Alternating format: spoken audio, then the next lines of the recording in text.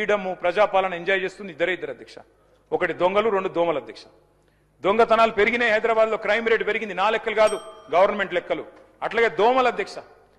ఇదివరకు హైదరాబాద్లో ఒక ప్లేస్ ఉంటుండే, దాని పేరు దోమలగూడ అధ్యక్ష.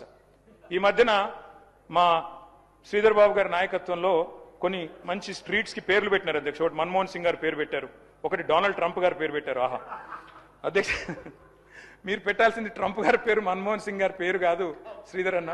మీరు పెట్టాల్సిన పేర్లు ఏంటంటే దోమలగూడ, దోమల హిల్సు, దోమలాబాదు, దోమల పూలు, దోమల గుట్ట. ఈ పేర్లు పెడితే కరెక్ట్గా సెట్ అవుతుంది మీకు.